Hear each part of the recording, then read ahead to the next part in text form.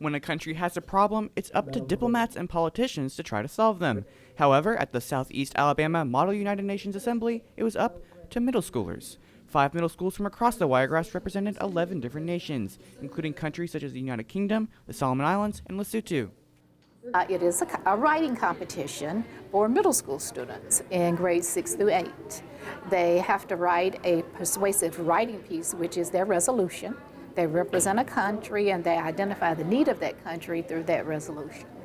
Each student delegation researched and put forward an issue their chosen nation is currently facing, such as the climate crisis in New Zealand or water scarcity in Pakistan, to the assembly where their fellow students decided whether or not they should help.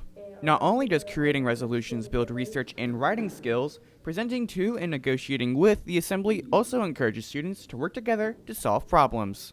Model UN is understanding how to be a diplomat, how to be diplomatic, how to work cooperatively with the people that are within your delegation that you're working with, also how to work with other nations so that you can negotiate and solve problems. One student said being in the Model United Nations has taught him many valuable skills. I've learned how to work with people about things and how to do something great for another country and be with people you don't know. The Model UN Assembly is held at Troy every year during the first Thursday and Friday of March after Dr. Bynum brought it to campus over 35 years ago.